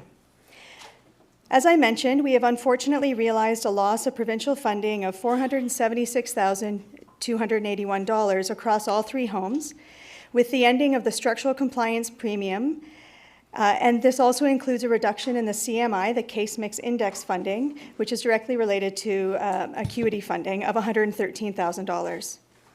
Additionally, the 2019 budget was developed based on the history of receiving a 2% increase of base funding across all envelopes, when in actual fact, in 2019, we received less than 1% in one envelope. Only the nursing and personal care envelope received an increase in base funding through a global level of care subsidy, which is in fact a new stream of funding. For the other 3 envelopes, no funding increases were received. Therefore, most of the ministry revenue budgeted in 2019 was not realized. In consideration of this, staff propose a 1% increase for all 4 envelopes in the 2020 budget being presented today. Okay, as you are aware, the contract with the external management company was ended in favor of building operational capacity within Grey County with the addition of expert staff resources as an alternative to external resources. This is an in-house approach to provide the necessary support across all 3 homes to recruit and retain staff, continuously improve care and services, and achieve accreditation. It's an in-house approach that results in a lower cost than utilizing an external company. I'd also like to highlight that this budget represents an investment in day-to-day resident care in frontline staffing hours, specifically personal support workers, registered practical nurse time, dietary, and program staff. Wages and benefits account for approximately 80% of the total expenditures and therefore have the biggest impact on the budget. Grey Long-Term Care has over 450 full and part-time staff. It's also important to note that 2020 is a leap year, and so the budget includes 1 additional day of wages and benefits, which is significant in a 24-hour operation. There are 4 collective agreements across the 3 homes, and as Kevin mentioned earlier in the introductions, there are new agreements being negotiated for Lee Manor OPSU, Ontario Nurses Association for the registered staff across all 3 homes, and Rockwood Terrace Unifor staff. This budget has anticipated some impacts as a result of these negotiations. Other impacts affecting wage costs include challenges with recruitment and retention of qualified employees, a high dependence on overtime and the use of agency staff. And it's been mentioned at least once, if not twice today, that these challenges have encouraged us to strike a task force on unfilled shifts. And this task force allows us to focus our additional attention on scheduling and retention initiatives in 2020, which include working with the unions, looking at our scheduling opportunities, and our employee wellness initiatives. There are 4 revenue sources in long-term care in this budget. That's the Ministry of Long-Term Care, which includes base funding and the Case Mix Index, resident co-payment, other incomes such as rentals. All 3 homes have rental spaces, and County of Grey taxation. The resident co-payment amount is set by the Ministry of Long-Term Care and is effective July 1st of every year. Basic accommodation rate was increased based on the Consumer Price Index of 2.3%, and the current daily rates are noted, I believe, in the summary.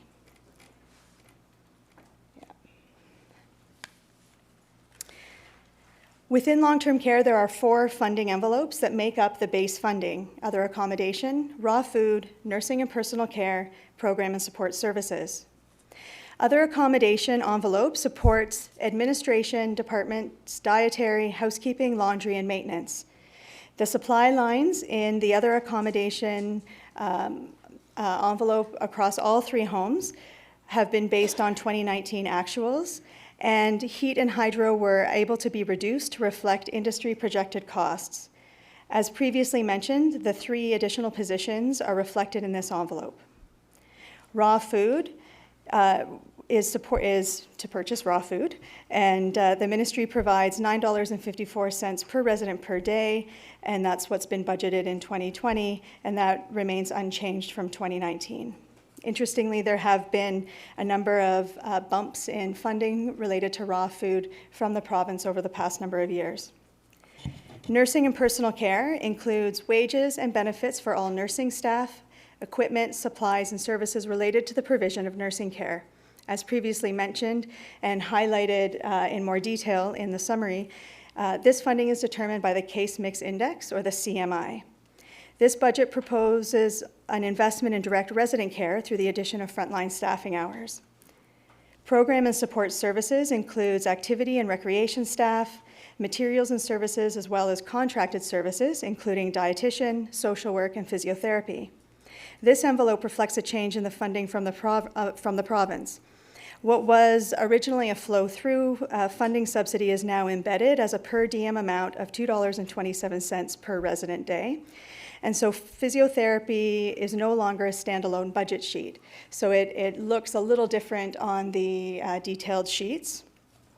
And it's a situation where switching from a per resident day, or from a flow-through to a per resident day, had a benefit for some homes and had a negative impact for others, depending on the number of residents. Long-term care administration. This is a new way of approaching the leadership discussion. So what we learned from our experience with our external partner was that we need to build capacity and support across all 3 homes for quality and clinical services. And we have proposed this with the introduction of an in-house centralized leadership approach with the 3 new specialist positions: the clinical specialist, quality specialist, and human resources generalist. This is reflected in a new budget sheet, and funds are allocated on a per-bed basis in a line called interfunctional admin, and is on each home's OA detail sheet. In addition to the, I think I need to move ahead. Okay. In addition to these items that we've just discussed that across all 3 homes, I'll give a highlight of the changes for each home. So Grey Gables' detailed summary is found on page 193 to 202. And I'd just like to highlight the increase in daily direct resident care in personal support worker, registered practical nursing hours, and program staff. It also includes 1 day a week additional hours of nurse leadership. And the capital that is listed in the summary is not changed from the report that was brought to council in the fall. And it's based on our 10-year capital plan. And for all 3 homes, the capital, it's a 10-year plan looking at the replacement of equipment that the staff need to do their jobs, and things like lifts, beds and mattresses, that kind of thing. Lee Manor. I'd like to highlight an increase in direct resident care in RPN hours and an increase in maintenance staffing hours. And those detailed summary pages are from 203 to 211. And Rockwood Terrace, I'd like to highlight increases in direct resident care to the RPN department to support the programs related to skin and wound care and fall prevention. Capital at Rockwood can be challenging to predict, and the capital projects are completed on a flexible schedule, which allows for the most imminent needs to be met. Depending on the time of redevelopment and construction, the projects may be realigned in future years. So those things are taken into consideration as they come up. In conclusion, there have been many lessons learned over the past number of years and through our experience with our external partner. We are better prepared to provide consistent, efficient, collaborative, quality care and service. We're facing a significant loss of provincial funding, and this budget also represents an investment in frontline direct resident care to support our vision to color it your way. So before we move on to discuss redevelopment, the executive directors are here from the homes. Joanna and her team are here from finance if there's any questions. Thank you, Jennifer. Are there any questions? Councillor Kivini? Thank you, Mr. Warden. And yes, I would like to ask you a question, if I may, Jennifer, in relation to raw food and recognizing how great it is to have the increased personal support for the residents, particularly with wound care, but realizing the correlation between diet and particularly the healing of wounds. I'm wondering, without any increase in that area, are we still going to be able to provide enough nutrients and protein in particular to make sure that that residents stay as healthy as they can be? Thank you for that question, and I'll do my best to summarize, and I may call on some of the clinical expertise. Karen has a background in dietitian services, and Renata is a nurse. We feel confident that we're able to meet the needs of the residents, the skin and wound programs in particular. We have a dietitian contracted and on staff across the 3 homes to provide that support to do assessment of high-risk residents. And the raw food budget does include enough funding to purchase those special therapeutic requirements that are assessed by the dietitian and then prescribed on a resident-by-resident basis to make sure that they're getting what they need for healing, for wounds, for appropriate nutrients, and that type of thing. I'll look back to see they're nodding. I was just going to add that our menus have to meet Canada's food guide and are approved by the dietitian as well. So we really can't skimp on any of those areas. Okay. Okay, are there any other questions? Councillor Hicks, Deputy Warden. Thank you, Mr. Warden. I'm going to sound a little bit like a broken record, but I make the following comments unapologetically. We hear about the province holding up the signs all the time. You see on their little billboards, they talk about reducing hallway medicine. And what that means is that they are shifting people from hospitals to long-term care facilities. There's no question about that. That's what's happening. What that's doing, Mr. Warden, is increasing the acuity level of the patients in our long-term care facilities. And at the same time, they're reducing funding for long-term care. In our case, 400 and, what is the right amount? 400 and some thousand we're being reduced from last year, correct? About $500,000, the better part of $500,000 less than we had last year with increased acuity level. So we are now spending $7.1 million a year from the tax levy on long-term care, 316 beds. That's about 12% of our budget. In my view, we need to really take a good look at our priorities. 316 people who can be from anywhere in the province, by the way, because we don't get to control who goes into those beds. I promise I won't go on at length, but a couple of things. We need to examine our priorities. I would love to see us pay more attention to supporting seniors in home. That's where they want to be. That's where every single senior will tell you they want to be. What are we doing for that 90%? We're spending $7.1 million for 316 people in a long-term care facility. What are we spending for the 90% who never make it to a long-term care facility?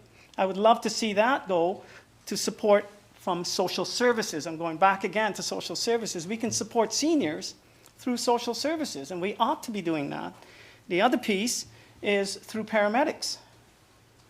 Awesome program. We should be expanding that and spending some of this money to expand that kind of support for seniors. And lastly, dementia care, which everybody has been talking about, which sort of that word gets used, a buzzword, but frankly, we're not even beginning to touch that issue, and it needs to be addressed.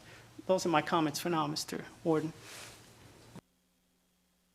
So that was more of a comments more than a question. I don't know if you caught that right, Mark. I know one thing, when we went through this budget back in December, there was more money putting into infection control or infection care, or trying to prevent that part. I don't know if you want to speak to that part or not, Jennifer.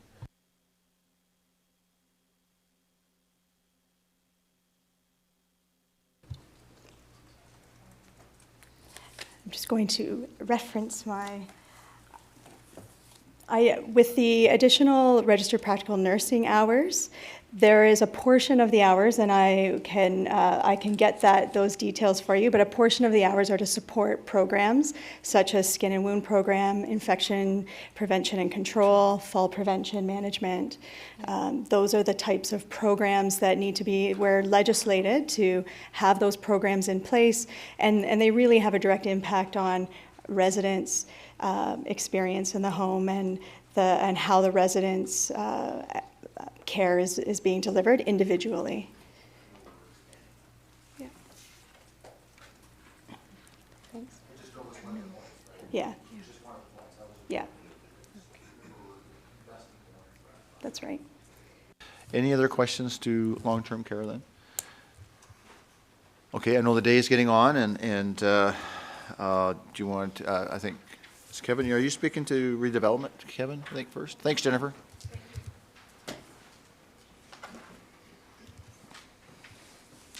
Floor is yours, Kevin. Yeah, and there was a question asked earlier at break time. The 2020 budget continues that we have about $1.3 million there. That was the debentures that were paid off at Lee Manor when we did that expansion there, and those were being put away for the long-term care redevelopment of Rockwood Terrace. So those are still going, they're budgeted to go, as shown, going to reserve in 2020 still, okay?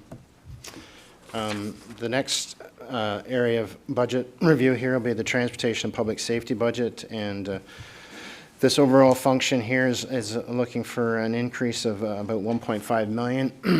572,000 of that is addressing that 1% asset management item that we talked about earlier. And the first component under this section is paramedic services, and Kevin McNabb will speak to that.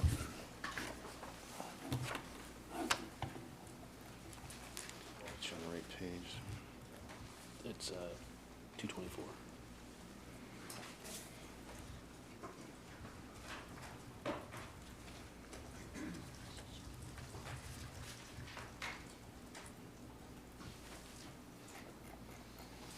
Thanks. That's all right. I'm still on. Good afternoon, Warden County Council. So I'm here to talk about the 2020 paramedic service budget. So the 2020 paramedic service budgets include a net departmental requirement, total operating and capital of $7,219,500 compared to $6,615,919 in 2019, which is an increase of $568,581. The operating budget for 2020 reflects a $573,877 increase over 2019. The Ministry of Health and Long-Term Care, previously they provided a 50-50 grant, and it's based upon the previous year's municipal budget and also adjusted for inflation. We typically, based upon history, we would expect that we would get a 1.5% inflationary increase. But last year we budgeted for that, and we ended up only receiving $67,000 when we had budgeted for $175,400, which left us with a shortfall of $108,400. We haven't heard anything yet officially. Yesterday we were talking about modernization. They used the term last year that there was 4% across the board. They mentioned that again this year. And, but there was no real inflationary increases based upon the year before actuals. So this year we did prepare the budget with another $67,000 in the budget like we received last year. If you look at it all though, over the last 2 years, if we get $67,000 this year, we'll still be short $220,000 on our funding because there's been no inflationary increases. Excluding the community paramedic program and also wages we pay to the transportation department where they work on our vehicles and our equipment, paramedic services salaries and benefits have increased $549,700. And we look at that as an overall part of our budget. It makes up 83.9% of our budget is what goes to our people that do the job for us day in and day out. The salaries and benefits budget lines, they've been impacted by the following. There's a wage increase of 1.65% this year for unionized staff, and that collective agreement ends December 31st, 2020, so we'll be going back into negotiations later this year, early next. There's a wage increase for non-union staff of 1.62%. Another thing that we've seen last year in 2019, based upon claims that have been carried over from 18, was the costs associated with the self-insured program for WSIB, not funding the total amount for lost time that it takes in our budget when people are off on WSIB. Approximately 32% of salary and benefit costs are not funded back from the self-insured program. The provincial grant figure excludes provincial funding provided by the Southwest LHIN budgeted for the community paramedic program. So that program is 100% funded by the Southwest LHIN. We prepared the budget this year with that program being at 7 days. We have base funding that allows that program to function 5 days a week. And we received funding last year, and we just started initiating towards the end of 2019 and this month as well to 7 days, and we're able to use that funding this year to carry it on as long as we can. In speaking with representatives from the LHIN, it sounds like our base funding, we haven't heard officially, but we will most likely have that for the 2020 into 2021 year. And they did put in more money for us to carry that on 7 days, but we feel we have enough money to get it pretty much through the year this year at 7 days a week. That's going to allow us to add more patients. So we hope to add another 40 patients, another community health center as well. We're going to move a clinic into Meaford. That's well underway now. So we'll have clinics in Owen Sound, Meaford, and Thornbury. So that program consists of home visits where we have expanded scopes of care to treat people in their homes. We have remote patient monitoring and referrals and community clinics. The next initiative, the Supporting Ontario's First Responders Act. It's a key component in a comprehensive strategy to deal with first responder PTSD. It's a presumptive language, which means that if a first responder or our paramedics who are included in this develop PTSD, it's presumed that it was work-related. So what it allows them to do is access benefits for care and if they require time off. Part of that, though, is for us, there's a requirement to have a plan to prevent it and do whatever we can to, our goal is to prevent PTSD. People will always, be exposed to these operational stressors, but if we can prevent the PTSD, that's our goal. So we do have a plan in place. We've been working at it since 2018, and we're building upon that. We have a peer support team that's very active. We have a overseeing psychologist, we call a consulting psychologist, that trains our team. He oversees the team's interactions with the paramedics. They respond on a fairly regular basis to different calls. We have built-in alerts into our calls and electronically that if a call happens with a gun or a knife or some of these high acuity incidents, it notifies our team and they respond to that person, so hopefully mitigate some of that stress. Also this year, we're doing a family wellness event, which is this Sunday, so we're really happy about that, and it's really a really good start to a partnership between police, fire, and paramedics, and also military. So that we're really happy about that, and it's focusing on the family component. where family are probably the first ones to see these changes in the first responders. And the goal is, again, to identify early, to treat them with early intervention to prevent PTSD. We're also investing in an electronic peer support referral program. It's an app that allows the peer support team to communicate with the paramedics. They can request to see somebody. We're going to work our electronic alerts into that as well, so the team will be notified. The consulting psychologist is able to actually review the notes between the peer support team back and forth, which is separate from us, which decreases any type of angst in the paramedics that we're seeing some of their medical information. It's not through any of our portfolios. And there's also a wellness component where they'll be able to look at different wellness initiatives. There's a self-screener, and it also point them to community resources. And there is an opportunity for us to share that amongst police, fire, paramedic, those costs, and hopefully we'll be able to offer that out to the lower tier municipalities for police and fire as well. The budget page, paramedic services general, includes $69,600, and this is to fund uniform jackets, which we fund every 5 years. It's on a 5-year replacement cycle. The public access defib program, it includes $9,300 for us to replace pads and batteries in defibrillators. We brought that report to you early in January. It's about $9,300 to do that. We have 148 AEDs.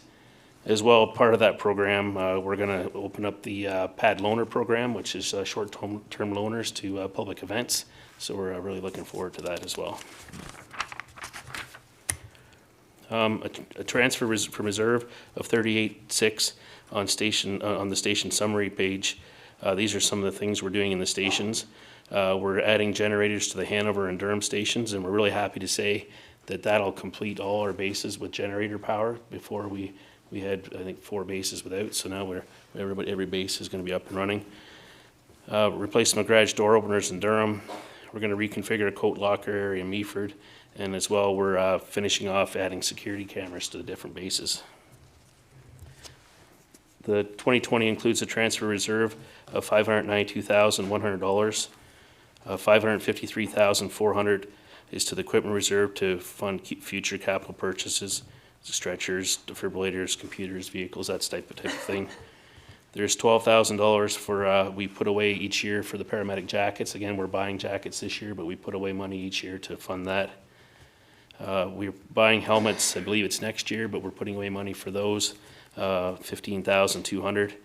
So that's a 15-year replacement for our helmets that we replace. And snow pants, which is new this year, based upon the last collective agreement, we replace those on a 5-year basis, also $2,600. And the community paramedic vehicle, again, that's paid for from the grant, but that is actually every 7 years, that vehicle, we replace that, so $8,900 a year. The vehicle operations budget has decreased by $30,500. Primarily, that's because of the cost of our insurance went down, but there is a $7,000 increase in fuel. It's based upon our 2019 costs, and we have seen a slight increase in call volume. For our capital budget, the 2020 capital budget has a levy impact totaling $88,700 to fund the Chatsworth station. And we also have $32,200 going into reserve to take care of the Chatsworth, Owen Sound, and Craigleith bases based upon our building conditions assessment. And just like the housing department, we do look at our projects, what's coming up, do we really need to do them, and we'll do them